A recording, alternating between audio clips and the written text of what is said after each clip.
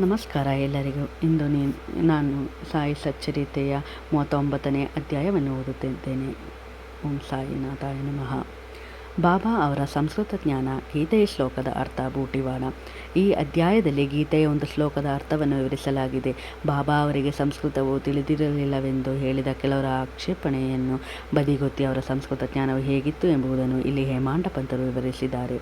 ಶ್ರೀ ಸಾಯಿಬಾಬಾ ಅವರು ತಮ್ಮ ಮಹಾಸಮಾಧಿಯ ತನಕ ಅಲ್ಲಿ ಜೀವಿಸಿದ ಆ ದ್ವಾರಕಾಮಾಯಿ ಮತ್ತು ಶಿರಡಿ ಗ್ರಾಮವು ನಿಜಕ್ಕೂ ಪುಣ್ಯ ಪಡೆದಿವೆಂದೇ ಹೇಳಬಹುದು. ಅವರಿಂದ ಆಶೀರ್ವದಿಸಲ್ಪಟ್ಟ ಶಿರಡಿವಾಸಿಗಳೇ ಧನ್ಯರು. ಶಿರಡಿಯು ಮೊದಲು ಕೇವಲ ಒಂದು ಸಣ್ಣ ಹಳ್ಳಿಯಾಗಿತ್ತು. ಬಾಬಾ ಅವರ ಸಂಪರ್ಕದಿಂದ ಅದು ಕೀರ್ತಿಯನ್ನು ಪಡೆದು ಒಂದು ಪವಿತ್ರ ಯಾತ್ರಾ ಸ್ಥಳವಾಯಿತು. ಶಿರಡಿಯ ಜನರು ಸ್ನಾನ ಮಾಡುವಾಗ, ಓದುವಾಗ, ಉಳುವಾಗ, ಬಿತ್ತುವಾಗ, ರಾಶಿ ಮಾಡುವಾಗ ಎಲ್ಲ ಸಂದರ್ಭಗಳಲ್ಲಿ ಸಾಯಿಬಾಬಾ ಅವರ ಗುಣಗಾನ ಮಾಡುತ್ತಾ ಆನಂದದಿಂದ ಇದ್ದರು. ಬಾಬಾ ಅವರ ಗೀತಾ ವ್ಯಾಖ್ಯಾನ. ಬಾಬಾ ಅವರಿಗೆ ಸಂಸ್ಕೃತದ ಜ್ಞಾನ ಇತ್ತೆಂದು ಯಾರಿಗೂ ತಿಳಿದಿರಲಿಲ್ಲ. ಒಂದು ದಿವಸ ನಾನಾ ಸಾಹೇಬ ಚಂದೋರಕರ ಅವರಿಗೆ ಭಗವದ್ಗೀತೆಯ ಒಂದು ಶ್ಲೋಕವನ್ನು ವಿವರಿಸಿ ಎಲ್ಲರನ್ನೂ ಬೆರಗುಗೊಳಿಸಿದರು. ಬಾಬಾ ನಾನಾ ಸಾಹೇಬರು ಪವಿತ್ರವಾದ ವೇದಾಂತವನ್ನು ಬಹುಮಟ್ಟಿಗೆ ಬಲ್ಲವರಾಗಿದ್ದರು. ಅವರ ಗೀತೆ ಮತ್ತು ಅದರ ಮೇಲಿನ ಟೀಕೆಗಳನ್ನು ಸಹ ತಿಳಿದು ಬಹಳ ಅಹಂಭಾವದಿಂದ ಇದ್ದರು. ಇದು ಬಾಬಾ ಅವರಿಗೆ ಗೊತ್ತಿಲ್ಲವೆಂದು ಮತ್ತು ಅವರಿಗೆ ಸಂಸ್ಕೃತವೇ ಬಾರದೆಂದು ಅವರು ತಿಳಿದಿದ್ದರು. ಬಾಬಾ ಅವರು ಈ ಗುಳ್ಳೆಯನ್ನು ಹೊಡೆದರು. ಒಂದು ದಿನ ಮಸೀದಿಯ ತುಂಬ ಭಕ್ತರು ನೆರೆದಿದ್ದರು. ಆಗ ನಾನಾ ಅವರು ಬಾಬಾ ಅವರ ಪಾದ ಸೇವೆ ಮಾಡುತ್ತಾ ಕುಳಿತಿದ್ದರು. ಬಾಬಾ, ನಾನಾ ಅದೇನು ಗುಣಗುಡುತ್ತಿರುವೆ? ನಾನಾ ಒಂದು ಸಂಸ್ಕೃತ ಶ್ಲೋಕ ಹೇಳುತ್ತಿದ್ದೇನೆ. ಬಾಬಾ, ಯಾವ ಶ್ಲೋಕ? ನಾನಾ, ಭಗವದ್ಗೀತೆಯದು. ಬಾಬಾ, ಜೋರಾಗಿ ಹೇಳು. ನಾನಾ, ತದ್ವಿದ್ಧಿ ಪ್ರಣಿಪಾತೇನ ಪರಿಪ್ರಶ್ನೇನ ಸೇವಾಯ ಉಪದೇಕ್ಷಂತಿ ತೇ ಜ್ಞಾನಂ ಜ್ಞಾನಿನಸ್ತತ್ವದರ್ಶಿನಂ. ಭಗವದ್ಗೀತೆ 4ನೇ ಅಧ್ಯಾಯ 4. ವಂದನಾಪೂರ್ವಕವಾಗಿ ಪುನಃ ಪ್ರಶ್ನೆಗೈದು ಸೇವೆಯನ್ನು ಮಾಡಿ ಅದನ್ನು ನೀನು ತಿಳಿ. ತತ್ವದರ್ಶಿಗಳಾದ ಜ್ಞಾನಿಗಳು ನಿನಗೆ ಜ್ಞಾನವನ್ನು ಉಪದೇಶಿಸುವರು. ಬಾಬಾ, ಅದರ ಅರ್ಥ ಗೊತ್ತಿದೆಯೇ? ನಾನಾ, ಗೊತ್ತಿದೆ. ಬಾಬಾ, ಎಲ್ಲಿ ಹೇಳು. ನಾನಾ, ಅದರ ಅರ್ಥ ಇದು. ಸಾಷ್ಟಾಂಗ ನಮಸ್ಕಾರಗಳಿಂದ, ವಿಚಾರಣೆಯಿಂದ ಮತ್ತು ಸೇವೆ ಮಾಡುವುದರಿಂದ ಜ್ಞಾನವೆಂಬುದನ್ನು ತಿಳಿ. ಆಗ ನೈಜವಾದ ಜ್ಞಾನ ಸಂಪಾದನೆ ಮಾಡಿದವರ ಜ್ಞಾನೋಪದೇಶ ಮಾಡುತ್ತಾರೆ. ಬಾಬಾ, ನಾನಾ, ನನಗೆ ಅದರ ತಾತ್ಪರ್ಯ ಬೇಕಿಲ್ಲ. ಪರಿಪದಾರ್ಥ ಹೇಳು. ಆಗ ನಾನಾ ಸಾಹೇಬ, ಪ್ರತಿಪದಾರ್ಥ ಹೇಳು. ಆಗ ನಾನಾ ಸಾಹೇಬ ಪ್ರತಿಪದಾರ್ಥವನ್ನು ತಿಳಿಸಿದರು. ಬಾಬಾ, ಪರಿಪ್ರಶ್ನೆ ಎಂದರೇನು? ನಾನಾ, ವಿಚಾರ ಮಾಡುವುದು. ಬಾಬಾ, ಪ್ರಶ್ನೆ ಎಂದರೇನು? ನಾನಾ, ಅದೇ ಉತ್ತರ ಪ್ರಶ್ನಿಸುವುದು. ಬಾಬಾ, ಪರಿಪ್ರಶ್ನೆ ಎಂದರೂ ಅರ್ಥ, ಪ್ರಶ್ನೆ ಎಂಬುದಕ್ಕೂ ಅದೇ ಅರ್ಥವೇ? ಹಾಗಿದ್ದಲ್ಲಿ ವ್ಯಾಸರು ಎಂದೇಕೆ ಸೇರಿಸಿದರು? ವ್ಯಾಸರ ತಲೆ ಕೆಟ್ಟಿದ್ದೆ. ನಾನಾ, ಪರಿಪ್ರಶ್ನೆ ಎಂಬುದಕ್ಕೆ ಬೇರೆ ಅರ್ಥ ನನಗೆ ತಿಳಿಯದು. ಬಾಬಾ, ಉಪದೇಕ್ಷಂತಿ ಥೇ ಜ್ಞಾನಂ ಎಂದು ಓದುವಾಗ ಜ್ಞಾನವೆಂಬ ಪದಕ್ಕೆ ಬದಲಾಗಿ ಬೇರೆ ಯಾವುದೇ ಪದವನ್ನು ಓದುವೆಯಾ? ನಾನಾ, ಹೌದು. ಬಾಬಾ, ಆ ಪದ ಯಾವುದು? ನಾನಾ, ಅಜ್ಞಾನ. ಬಾಬಾ, ಅದರಿಂದ ಶ್ಲೋಕಕ್ಕೆ ಬೇರೆ ಅರ್ಥವಿದೆಯೇ? ನಾನಾ, ಇದೆ. ಆದರೆ ಶಂಕರ ಭಾಷ್ಯದಲ್ಲಿ ಅಂತಹ ರಚನೆಯನ್ನು ಕೊಟ್ಟಿಲ್ಲ.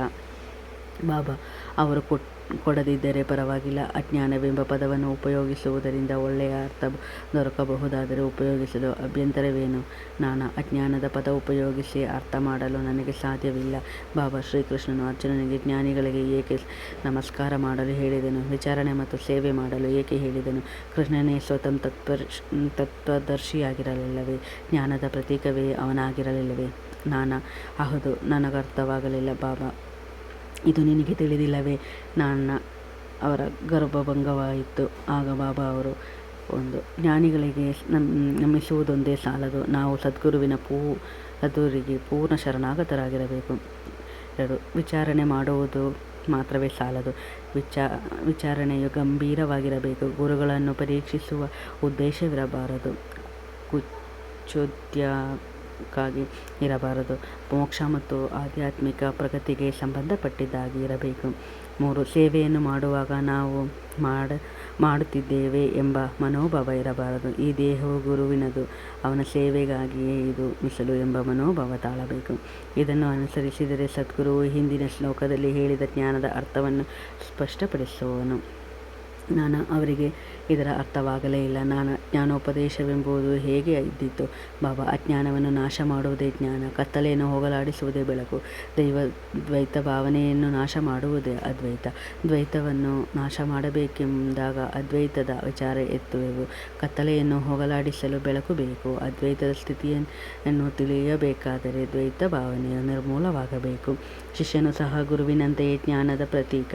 ಇದರಲ್ಲಿ ವ್ಯತ್ಯಾಸ ಅವರ ಮನೋಭಾವ, ಶ್ರೇಷ್ಠ ಅರಿವು, ತತ್ವ ಮತ್ತು ಐಶ್ವರ್ಯ ಯೋಗಗಳಲ್ಲಿ ಅಡಗಿರುತ್ತದೆ. ಶಕ್ತಿಯು ದೈವಿಕ, ಸದ್ಗುರುವು ನಿರ್ಗುಣನು, ಸಚ್ಚಿದಾನಂದನು. ಮಾನವರನ್ನು ಉದ್ಧರಿಸಿ ಲೋಕೋದ್ಧಾರ ಮಾಡಲು ಅವನು ಮಾನವನಾಗಿ ಅವತರಿಸುತ್ತಾನೆ. ಅವನ ನೈಜತ್ವವಾಗಲಿ, ದೈವಿಕ ಶಕ್ತಿಯಾಗಲಿ, ಯೋಗ್ಯತೆಯಾಗಲಿ ಕುಗ್ಗದಂತಿರುವವು. ಶಿಷ್ಯನೂ ಸಹ ಅದೇ ಸ್ವರೂಪವುಳ್ಳವನೇ. ಆದರೆ ಅವನು ಶಿಷ್ಯ ಅಸಂಖ್ಯಾತ ಜನ್ಮಗಳನ್ನೆತ್ತಿ ಶುದ್ಧ ಚೈತನ್ಯವನ್ನರಿಯದೆ ಅಜ್ಞಾನದಲ್ಲಿ ಬಿದ್ದಿರುತ್ತಾನೆ. ಅವನಿಗೆ ನಾನೇ ಜೀವ, ಪ್ರಾಣಿ, ನಮ್ರತೆಯುಳ್ಳವನು ಎಂಬ ಕಲ್ಪನೆ ಬರುತ್ತದೆ. ಗುರುವು ಅವನನ್ನು ಈ ಅಜ್ಞಾನವೆಂಬ ಸುಳಿಯಿಂದ ತಪ್ಪಿಸಿ ಉಪದೇಶ ನೀಡಬೇಕು.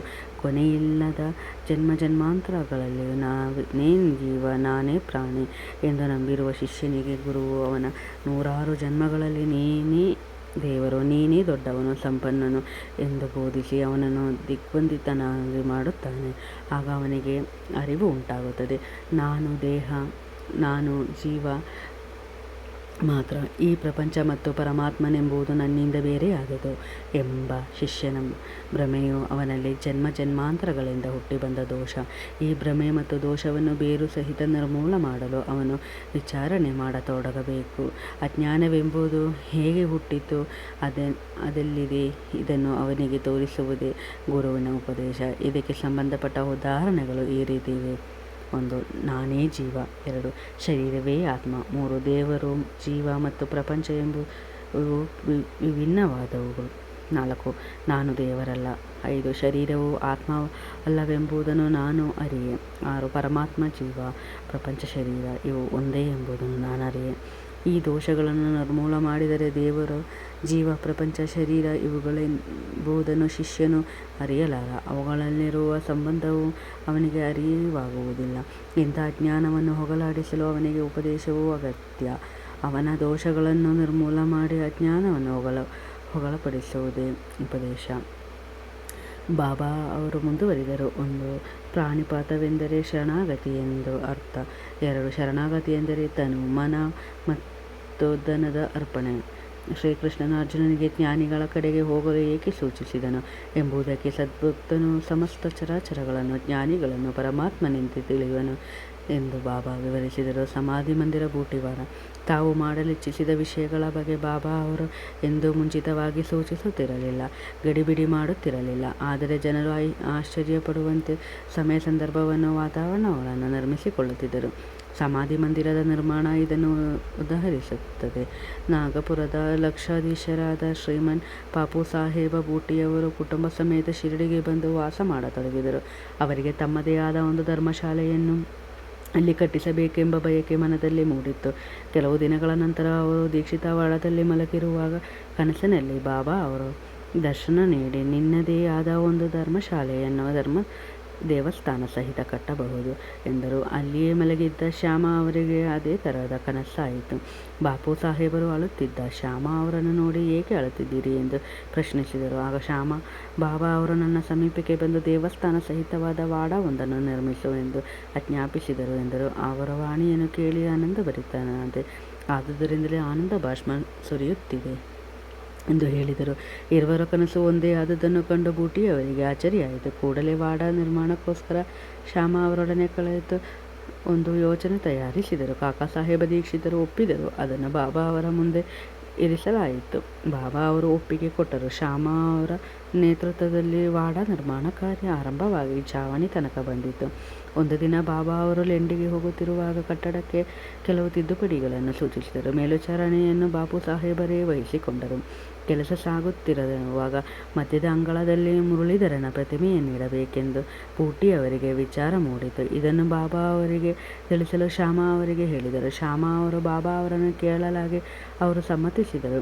ದೇವಾಲಯ ಪೂರ್ತಿಯಾದ ನಂತರ ನಾನೇ ಅಲ್ಲಿಗೆ ಬಂದು ವಾಸಿಸುವೆನೆಂದು ಬಾಬಾ ನುಡಿದರು. ನಂತರ ದೃಷ್ಟಿಸಿ ವಾಡ ನೋಡಿ ನಾವೇ ಅದನ್ನು ಉಪಯೋಗಿಸೋಣ, ಅಲ್ಲಿಯೇ ವಾಸಿಸೋಣ ಎಂದು ಹೇಳಿದರು.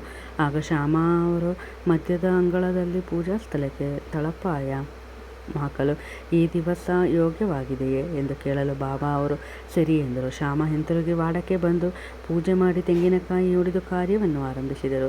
ಸಮಯಕ್ಕೆ ಸರಿಯಾಗಿ ಎಲ್ಲವೂ ಮುಗಿಯಿತು. ಮುರಳೀಧರನ ಪ್ರತಿಮೆ ತಯಾರಿಕೆಗೂ ಹೇಳಿದರು. ಆದರೆ ಆ ಪ್ರತಿಮೆ ತಯಾರಾಗುವ ಮೊದಲೇ ಪರಿಸ್ಥಿತಿ ಬದಲಾಯಿತು.